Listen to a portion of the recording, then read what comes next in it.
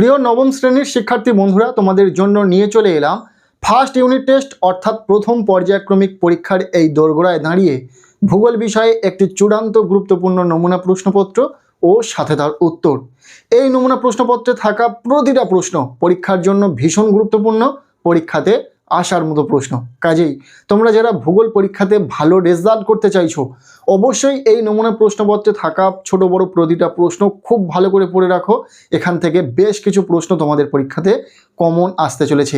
এছাড়াও আরও কিছু প্রশ্ন তোমাদেরকে পড়তে হবে, যার জন্য আমরা সাজেশন রেডি করে ফেলেছি এবং খুব তাড়াতাড়ি সেই সাজেশন তোমাদেরকে দিয়ে দেবো। চলো আজকের এই ভিডিওতে যে নমুনা প্রশ্নপত্রটি রয়েছে সেই প্রশ্নপত্রটি একদম প্রথম থেকে দেখে নেওয়া যাক। শুরুতেই রয়েছে বিভাগ ক, একের দাগ। বলা হচ্ছে বিকল্পগুলি থেকে সঠিক উত্তরটি নির্বাচন করো। এখানে 7টি এমসিকিউ টাইপ প্রশ্নের উত্তর লিখতে হবে। প্রতিটি প্রশ্নের মান 1 নম্বর করে, টোটাল 7 নম্বর রয়েছে। প্রথম থেকে প্রশ্নগুলো দেখে নাও। প্রথম প্রশ্ন, লাল গ্রহ বলা হয়, উত্তর হবে অপশান গ মঙ্গল কি। এরপর দ্বিতীয় প্রশ্ন, সূর্য থেকে পৃথিবীতে আলো এসে পৌঁছাতে সময় লাগে, রাইট আনসার হবে অপশান ক 8 মিনিট 19 সেকেন্ড। এরপর 3 নম্বর প্রশ্ন, পৃথিবীর আবর্তন গতির আর এক নাম হলো, উত্তর হবে আহ্নিক গতি।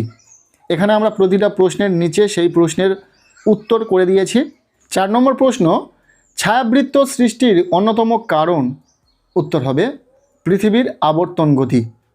এরপর 5 নম্বর প্রশ্ন, পৃথিবীর বৃহত্তম বায়ুশক্তি উৎপাদনকারী স্থান হলো, উত্তর হবে অপশান ক জয়সলমীর। এরপর 6 নম্বর প্রশ্ন, কালো সীসা বলা হয়, উত্তর হবে গ্রাফাইটকে। নেক্সট 7 নম্বর প্রশ্ন, একটি পরিবেশ মিত্র সম্পদ হলো, উত্তর হবে সৌরশক্তি। এই ছিল একের দাগ থেকে 7টি এমসিকিউ টাইপ প্রশ্ন, যার উত্তর সহ আলোচনা করে দিলাম। এরপর রয়েছে প্রশ্নপত্রে বিভাগ খ, 2এর দাগ।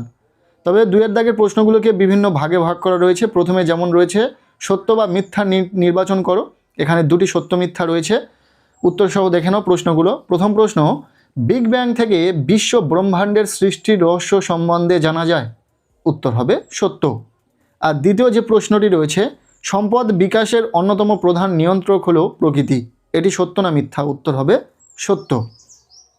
এরপর রয়েছে 2.বির দাগে উপযুক্ত শব্দ বসিয়ে শূন্যস্থান পূরণ করো। শূন্যস্থান পূরণ রয়েছে 2টি। উত্তর সহ প্রশ্ন 2টি দেখে নেব। প্রথম প্রশ্ন, ড্যাশ গ্রহের উপগ্রহের সংখ্যা সর্বাধিক, উত্তর হবে বৃহস্পতি। আর দ্বিতীয় প্রশ্ন, পৃথিবীর বেশিরভাগ খনিজ তেল ড্যাশ শিলাস্তরে পাওয়া যায়, উত্তর হবে পাললিক শিলাস্তরে। এরপর রয়েছে 2.সি, বলা হচ্ছে ক স্তম্ভের সঙ্গে খ স্তম্ভ মিলিয়ে লেখো। এখানে 3 নম্বর রয়েছে, ক স্তম্ভের সঙ্গে খ স্তম্ভ মেলানোর কথা বলা হয়েছে। কি কি রয়েছে দেখে নাও। কর্কটক্রান্তি, মকর সংক্রান্তি, জলবিষুব এবং মহাবিষুব। এখানে তারিখগুলো রয়েছে, যেটার সঙ্গে যেটা মিলবে অবশ্যই তোমাদেরকে মেলাতে হবে। এখানে স্তম্ভ মেলানোর ক্ষেত্রে আমরা উত্তর করে দিইনি, তোমরা চেষ্টা করো, আশা করব পারবে। এরপর নিচে রয়েছে বিভাগ গ, 3এর দাগ। বলা হচ্ছে নিচের প্রশ্নগুলির সংক্ষিপ্ত উত্তর দাও, বিকল্প প্রশ্নগুলি লক্ষণীয়। এখানে রয়েছে 2 মার্কের প্রশ্ন, 3টি প্রশ্নের উত্তর লিখতে হবে, টোটাল 6 নম্বর। এখানে আমরা 2 মার্কের প্রশ্নের ক্ষেত্রেও উত্তর করে দিয়েছি। উত্তর সহ প্রতিটা প্রশ্ন তোমরা দেখে নাও। প্রথম প্রশ্ন, দিন রাত্রির দৈর্ঘ্যের হ্রাস বৃদ্ধি ঘটার কারণ কি, উত্তর হবে পৃথিবীর দিনরাত্রির হ্রাস বৃদ্ধি ঘটার কারণ, প্রথম পৃথিবীর গোলীয় আকৃতি, দ্বিতীয় পৃথিবীর আবর্তন গতি, তৃতীয় পৃথিবীর উপবৃত্তকার কক্ষপথ ও সূর্যের পরিক্রমণ, এবং চতুর্থ কক্ষতলের উপর পৃথিবী 66 ডিগ্রি 30 মিনিট কোণে অবস্থান করায় উত্তর গোলার্ধে দিনরাত্রির হ্রাস বৃদ্ধি ঘটে। এরপর দ্বিতীয় প্রশ্ন, কৃত্রিম উপগ্রহ কাকে বলে, উত্তর হবে মনুষ্য সৃষ্ট যে সকল উপগ্রহ বিভিন্ন উদ্দেশ্য সাধনের জন্য পৃথিবীর বাইরের মহাকাশে পৃথিবীর আবহাওয়ার পূর্বাভাস, পৃথিবীর দুর্যোগের আগাম সতর্কতা ইত্যাদি তথ্য পাওয়ার জন্য প্রেরণ করা হয়ে তাকে কৃত্রিম উপগ্রহ বলে। যেমন ভারতের প্রথম কৃত্রিম উপগ্রহ আর্যভট্ট। এরপর এই প্রশ্নের যে অথবা প্রশ্নটি রয়েছে, মঙ্গল গ্রহকে লাল গ্রহ বলা হয় কেন, উত্তর হবে মঙ্গল গ্রহ সৌর পরিবারের অন্তর্গত চতুর্থ গ্রহ। মঙ্গল গ্রহের মৃত্তিকাতে বিপুল পরিমাণে রেড অক্সাইড বা ফেরিক অক্সাইড পাওয়া যায়, লাল বর্ণের হয়, এবং মঙ্গল গ্রহের মৃত্তিকায় এই লৌহ যৌগ মিশ্রিত থাকার কারণেই উপগ্রহ চিত্রে মঙ্গল গ্রহকে লাল বর্ণের দেখাতে লাগে, এই কারণেই মঙ্গল গ্রহকে লাল গ্রহ বলা হয়। এরপর 3 নম্বর প্রশ্ন, লৌহ ইস্পাত শিল্পকে সব শিল্পের মেরুদণ্ড বলার কারণ কি? উত্তর হবে, ধাতু হিসাবে লোহা বেশ কঠিন ও ধীর, প্রাচীনকাল থেকে এর ব্যবহার চলে আসছে। আধুনিক যন্ত্র সভ্যতার মূল ভিত্তি হলো আকরিক লৌহ। বর্তমানে লৌহের ব্যবহার এত বেশি যে বর্তমান যুগকে লৌহ যুগ বলা যেতে পারে। কোনো দেশে মোট লৌহ ইস্পাতের উৎপাদন ও ব্যবহারের পরিমাণকে সেই দেশের অর্থনৈতিক উন্নতির সূচক বলা যেতে পারে। বিশ্বের যে কোনো শিল্পই কোনো না কোনোভাবে লোহা ব্যবহার করে, এই কারণে লোহাকে সব শিল্পের মেরুদণ্ড বলা যেতে পারে। এর যে অথবা প্রশ্নটি রয়েছে, অচিরাচরিত শক্তি কী? উত্তর হবে, যে শক্তি সম্পদকে বর্তমানে কম ব্যবহার করা হয়, যা এখনও জনপ্রিয় নয়, তাকে অচিরাচরিত শক্তি বলে। যেমন ভূতাপ শক্তি, বায়ুশক্তি, সৌরশক্তি ইত্যাদি। 2 মার্কের প্রশ্ন শেষ। আমরা প্রতিটা প্রশ্নের উত্তর সহ আলোচনা করেছি। এরপর রয়েছে বিভাগ ঘ, প্রশ্নপত্রে 4-এর দাগ। বলা হচ্ছে, নিচের প্রশ্নগুলির উত্তর দাও, বিকল্প প্রশ্নগুলি লক্ষণীয়। এখানে রয়েছে 3 মার্কের প্রশ্ন। 3টি প্রশ্নের উত্তর লিখতে হবে, টোটাল 9 নম্বর। যে প্রশ্নগুলি এখানে রয়েছে আমরা দেখে নেব। প্রথম প্রশ্ন, পৃথিবী ছাড়া সৌরজগতের অন্য গ্রহে প্রাণের সঞ্চার ঘটেনি কেন? ইম্পর্টেন্ট প্রশ্ন, খুব ভালো করে রেডি করো। এর অথবা প্রশ্ন, কুলীন গ্রহ ও বামন গ্রহের মধ্যে পার্থক্য লেখো।